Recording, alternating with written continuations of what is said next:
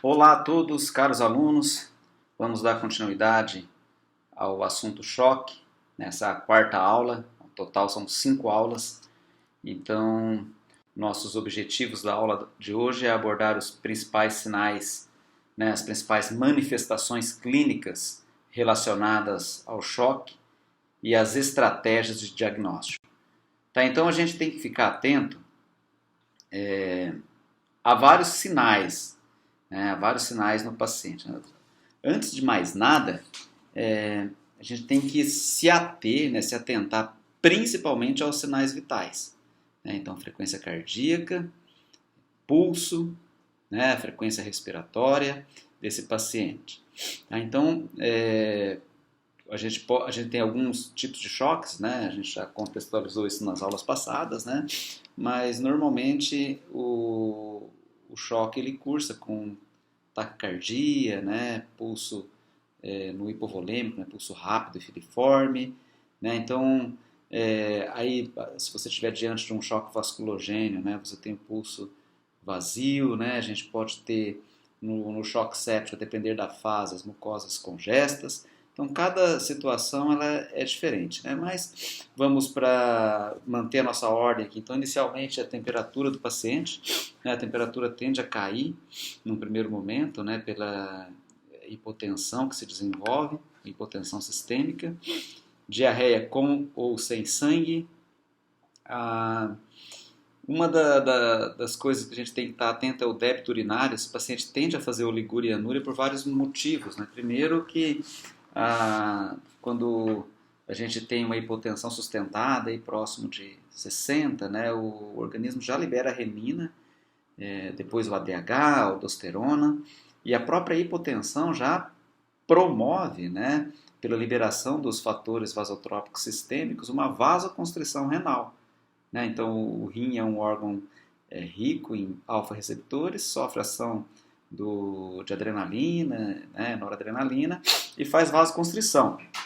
Além disso, a gente vai ter uma diminuição no débito urinário por conta da aldosterona, da renina, do ADH, da angiotensina, entre outros. Então, o normal, o paciente ter um débito urinário de 1 a 2 ml por quilo por hora, e isso vai cair. Ele fica oligúrico, anúrico, e a gente tem que pensar que alguns pacientes desenvolvem insuficiência renal depois da recuperação do quadro de choque. Colapso venular, pela vasoconstrição periférica. Taquipneia. Taquipneia é a tentativa de aumentar o aporte de oxigênio, mas muitos pacientes também já desenvolvem a taquipneia ou a hiperpneia em situações onde o paciente já se encontra em acidose. Então, a acidose, na maioria das vezes, é uma acidose metabólica, e aí o paciente faz hiperpneia para tentar eliminar mais CO2 e absorver mais O2, para fazer a compensação. Taquicardia, inicialmente, mas depois pode evoluir para uma bradicardia, a partir do momento que o paciente já começa a ter sofrimento do miocárdio por hipofluxo coronariano. Mucosas pálidas, pegajosas, com a evolução, principalmente no choque séptico, as mucosas podem tornar-se cianóticas, mas no final, nas fases mais finais. Desidratação e sinais nervosos, estupor, depressão, às vezes até pacientes em coma.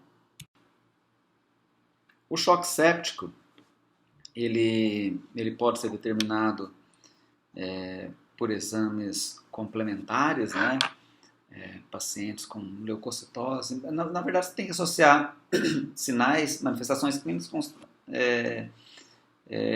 resultado de exames complementares.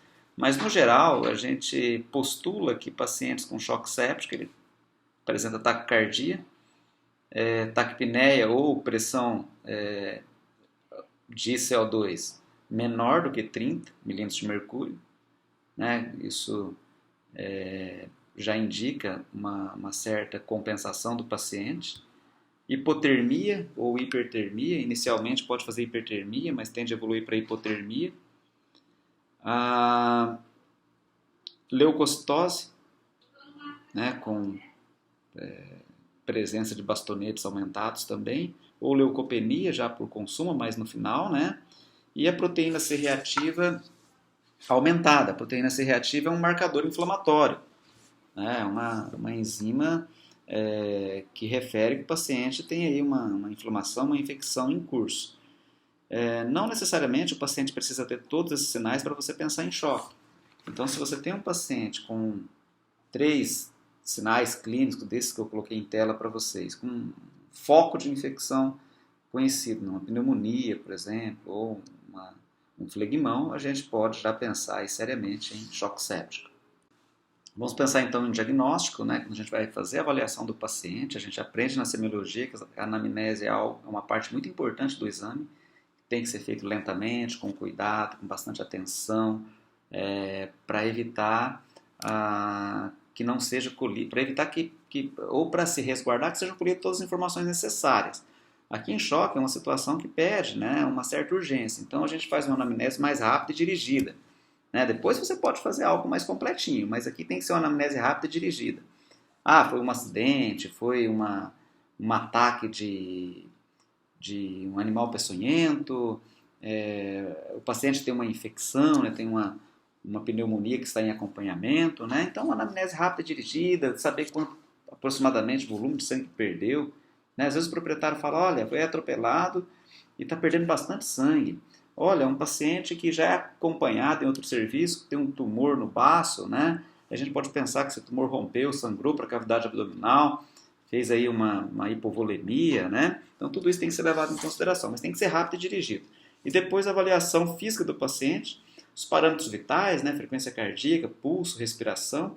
A gente tenta estabelecer uma ordem de prioridade, é a ordem que a gente chama de ABCDE. Né? Então a gente vai ver com mais cuidado, isso mais para frente, né? Mas aqui eu já coloquei na ordem. Então se a gente vê a função respiratória, isso é A e B. A é a capacidade que eu tenho de levar o ar da atmosfera até os pulmões, então A de airways, de vias aéreas, né? Então um colapso de traqueia, por exemplo, eu estou afetando diretamente o ar, né? O paciente não tem a habilidade de levar adequadamente o ar até os pulmões. Mas, se a gente pensar nessa situação, o pulmão está funcionando normalmente, mas eu posso ter também uma situação que as vias aéreas estão pérvias, mas o pulmão não consegue expandir. Um pneumotórax, por exemplo. Uma torção de lobo pulmonar, uma hérnia diafragmática. Então, função respiratória A e B. C, né, é o aparelho cardiovascular, né, é a circulação propriamente dita. Então, desde um tumor torácico que está comprimindo ali a veia cava, diminuindo a pré-carga, né, um choque obstrutivo, por exemplo, ou um choque cardiogênico, né, um problema na bomba cardíaca, um bloqueio atrioventricular, uma efusão pericárdica, né, uma estenose em artéria em válvula aórtica, né, impedindo, reduzindo ou alterando a pós-carga, né? Então tudo isso tem que ser levado em consideração, assim como sangramento intraabdominal, por isso eu tenho que avaliar o abdômen, né? Ou um tumor intraabdominal sangrando, ou um tumor até comprimindo ali a veia porta, a veia cava, reduzindo também a pré-carga, né? Massas musculares com sangramento, né? Às vezes um cão faz uma fratura de fêmur e as extremidades ósseas rompem a artéria femoral e sangra para dentro da massa muscular, né? Isso pode levar a um choque hipovolêmico, né? Então isso seria C, né? Desde o aparelho cardiovascular, né? Esses 3 aqui eu considero como C, aqui eu considero como A e B, e sistema nervoso eu considero como D, de disability, né? É a última coisa que a gente avalia. Por quê? Porque uma alteração no aparelho respiratório, na função ventilatória, é mais importante que um paciente que está desenvolvendo um choque hipovolêmico, né? Em ordem de prioridade. A gente tem que controlar primeiro a função ventilatória, né? Depois pensar em repor volume. Então vamos pensar que eu tenho um paciente, vamos começar a colocar alguns casos clínicos, né? O proprietário chegou muito assustado porque o paciente tinha um corte embaixo do olho. Só que o paciente já estava com sinais de depressão, né? Taquipneico, pulso rápido, filiforme, taquicardia, né? Respirando mal, bastante taquipneia. E o proprietário estava preocupado com essa situação, né? Com essa situação. Numa inspeção um pouco mais cuidadosa, a gente viu que ele tinha uma lesão torácica. Né? Quando eu fiz a tricotomia, eu percebi que aqui ele tinha uma lesão torácica. Né? Então, quando a gente pensa numa situação como essa, eu tenho que descartar o pneumotórax, né? Às vezes aqui rompeu, fraturou costela, rompeu o pulmão, tá? Escapando o ar para dentro da cavidade torácica, isso reduz o aporte ventilatório. Né? Aqui eu tenho uma situação de enfisema subcutâneo, né? Então aqui parede torácica, aqui a pele, aqui grande quantidade de ar. Né? Isso indica lesão, né? Ou ruptura de vias aéreas, né? Que dificulta A ou B, né? Naquela nossa linha de raciocínio. E aqui eu tenho uma situação de uma punção em cavidade abdominal onde eu estou recuperando sangue. Isso não é normal. Quando você coloca uma agulha na cavidade abdominal e aspira, não pode vir nada. Esse sangue que vem, ele pode ser um indicativo de hemorragia intraabdominal, de hemorragia interna. Claro que você vai associar isso com sinais clínicos, né? Com manifestações clínicas, né? Taquipneia, taquicardia, pulso rápido e filiforme, mucosas pálidas, né?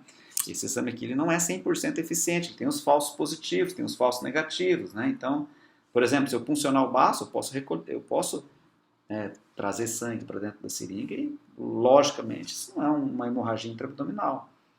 Né? Então, a gente vai ver nas próximas aulas, eu vou ensinar, né? Tem um jeito fácil de você diferenciar se se esse sangue que veio na seringa é sangue livre, é sangue que está dentro da cavidade abdominal livre, ou se é sangue de vaso, né? Se é um sangue que eu puncionei o baço, por exemplo. Né? Então, a gente pode conseguir fazer essa diferenciação com base em análises clínicas. Né? Então, eu vou mostrar isso para vocês nas próximas aulas. Então, uma outra forma de saber se tem sangramento abdominal é a lavagem peritoneal diagnóstica. Quando a gente tiver aula de emergência, eu vou mostrar isso para vocês. Né? A gente coloca uma sonda dentro da cavidade abdominal, através de uma mini laparotomia, desce líquido para dentro da cavidade abdominal, soro fisiológico, por exemplo, 10 a 20 ml por quilo, e depois faz a sinfonagem. Não é para fim sangue. Essa é uma técnica muito eficiente. Tá? Então, a gente tem que ter... Isso aqui é muito usado na medicina, né? em ambulatórios de emergência. A lavagem peritoneal diagnóstica, né? Uma forma rápida de saber se tem sangramento abdominal. Aí a avaliação laboratorial, né? Então o hematócrito ele tem, como demora muito para cair o hematócrito diante de uma hemorragia, né? Então imagine vocês, tem um sangramento abdominal, uma hemorragia que começou há meia hora. A gente demora, você colhe o sangue desse paciente, faz o hematócrito está praticamente normal, ainda não deu tempo de estabilizar, ainda não deu tempo de fazer hemodiluição, né? Ainda não deu tempo do líquido fluir do interstício para dentro do vaso fazer hemodiluição. Então, não tem muito valor pensando em diagnóstico de choque. Ele mais orienta a terapia. A gente precisa ir de 2 a 4 horas para ocorrer essa hemodiluição e o paciente ter, então, o hematócrito diminuído na presença de um choque hemorrágico, por exemplo. Tá? Então, isso aqui é basicamente para orientar a terapia. Então, com base no hematócrito, eu sei se eu vou entrar com sangue, entrar com hematócrito, mais análise clínica, né? Mais avaliação clínica, manifestações clínicas, né? Se eu vou entrar com sangue, com plasma, com ringer lactato, com soro fisiológico, entre outros. Tá? Então, o hematócrito, proteínas do plasma, tem a função de orientar a terapia. Eletrólitos e lactato sérico. Lembrar que o lactato é um subproduto da glicólise anaeróbia. Então, quando o piruvato da glicólise anaeróbia não entra no ciclo de Krebs por falta de O2, ele vai acumular em lactato. Então, indica sofrimento celular, indica hipooxigenação celular. Tá? Então, é um indicativo de choque, o lactato sérico. Tá? Quanto mais alto, pior é. E a gasometria, né, que vai te mostrar ali o pH do sangue, a concentração de CO3, né, de bicarbonato, e a concentração de CO2. Isso pode te indicar aí uma acidose metabólica, uma alcalose metabólica, ou uma acidose mista ou uma alcalose mista. Então, eu vou mostrar aqui para vocês uma gasometria de um cão, né? Isso é uma gasometria normal, né? O pH do cão do sangue, né? pH, a gasometria pode ser feita com sangue venoso ou sangue arterial, né? Você tem que colher esse sangue, levar ele para análise sem que ele tenha contato com oxigênio, seja arterial ou venoso. Só tem que especificar, né, se é arterial ou venoso, porque os parâmetros, né, os valores de referência mudam. Aqui é uma gasometria arterial, pH arterial de um cão normal, em torno de 7,43, pode considerar 7,4, o bicarbonato 21,7 e o CO2, né, 33,9. Lembra que eu mostrei anteriormente para vocês no slide que o paciente com choque séptico, ele faz taquipneia, porque ele está entrando em acidose, ele faz taquipneia, ele tende a abaixar o CO2 para fazer uma compensação da acidose. Né? Como que você compensa uma acidose metabólica? Né? Você tenta eliminar CO2 pela respiração e captar mais O2. Tá? Então, eu vou mostrar para vocês aqui uma gasometria já de um paciente com problema. Então, a gente tem que analisar, a gente começa analisando o pH. 7,2 já indica acidose. Não é uma acidose grave, né? Vocês lembram lá dos primeiros slides, lá da aula de tipos de choque, de fisiopatologia do choque, que tem situações que o pH chega a 6,8, mas 7,2 já é uma acidose. Aí eu estou olhando aqui, né, lembrar dos valores de referência, o CO3, que é o bicarbonato, é próximo de 21, né? Lembrar do slide anterior. E o CO2 é próximo de 33, tá? Então, o que a gente tem que fazer aqui? A gente tem que calcular inicialmente, fazer a interpretação dessa gasometria, a gente tem que calcular o BE, né, que é o excesso de base. A sigla vem do inglês, então BE, mas é o excesso de base. No caso aqui, como que calcula o excesso de base? É o valor obtido na gasometria, né, o HCO3. HCO3 obtido na gasometria, menos o HCO3 de referência, que é o 21. Tá? Então, menos a referência. Então, 9 menos 21 vai dar menos 12. Tá? Então, olhando essa gasometria, a gente vê que tem uma acidose, né, com excesso de base negativo. Então, como que a gente interpreta isso daqui? Aí o próximo passo é você calcular o CO2. O CO2 está abaixo. O normal é 33, ele está abaixo. Então, esse paciente aqui ele tem uma acidose metabólica. Por quê? Porque o HCO3 está baixo, ele tem pouca base, e ele está tentando compensar eliminando mais CO2. Por isso que o CO2 baixou. Então, veja que interessante. HCO3 baixo, pH baixo, isso indica acidose. pH baixo indica acidose. HCO3 baixo indica que é uma acidose metabólica. E por que baixa o CO2?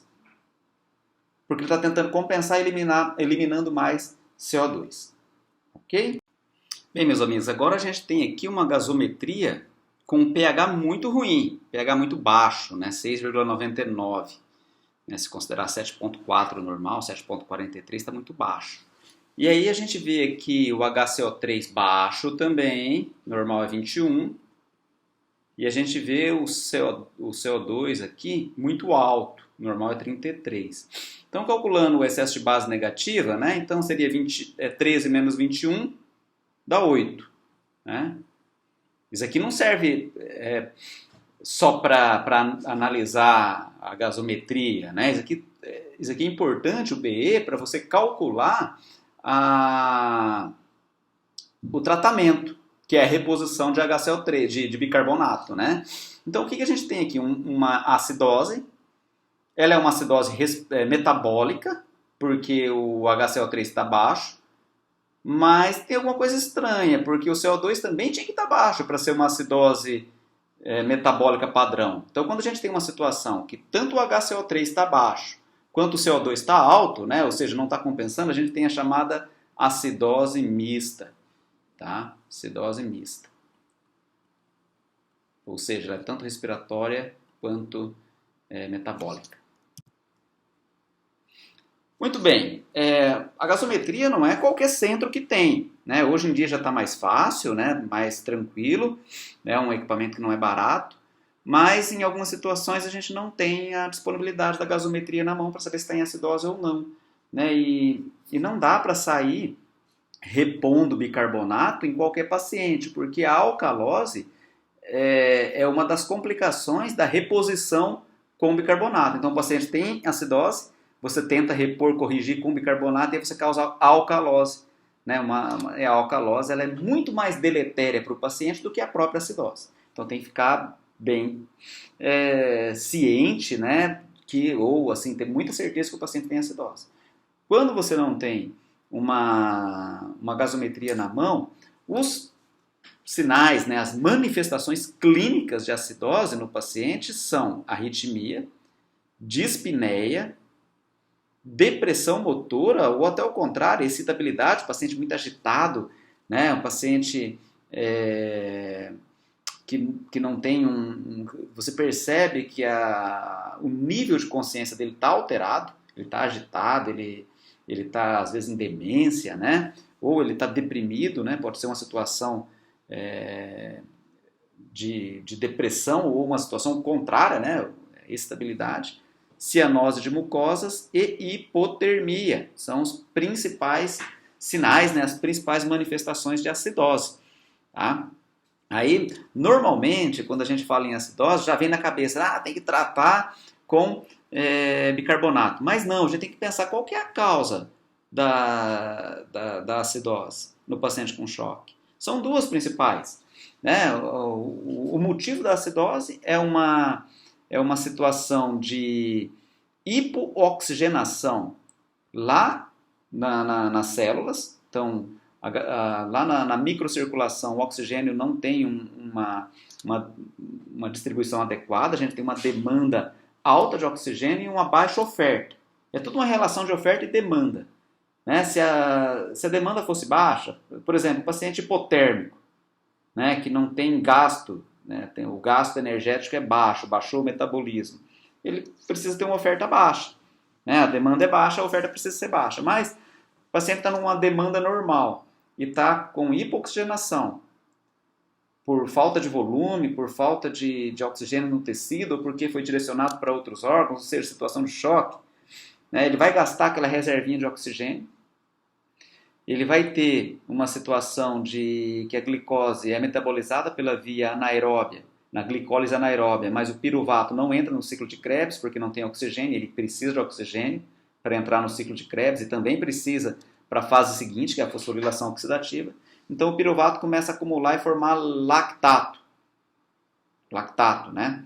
E aí o lactato vai levar à acidose lática. Os corpos cetônicos, né, oriundos dos ácidos graxos, que também não são metabolizados adequadamente, vão formar uma acidose metabólica. Mas qual que é a causa principal? Falta de oxigênio. Qual que é a causa principal? Falta de volume. Então as duas principais causas, hipooxigenação e hipovolemia. Então as duas principais formas de tratar uma acidose é hidratar o paciente, então volume, seja sangue, ou seja rigalactato, NaCl, né, o cloreto de sódio, né, ou plasma, então, mas precisa dar volume e precisa oxigenar esse paciente. Então, são as duas principais formas de corrigir a acidose. Caso não seja o suficiente, aí sim você vai entrar com lactato, né, com o bicarbonato, melhor dizendo, não lactato, bicarbonato. Ok? Pessoal, muito obrigado pela atenção. Essa foi a nossa quarta aula. Eu estou gravando aqui no Hospital Veterinário, então veja, a gente tem pacientes em atendimento, então eventualmente uma pessoa pode bater aqui na porta, né? E aí dá aquele corte na aula, mas isso é natural, eu peço que vocês entendam essa situação. Grande abraço, até a próxima aula.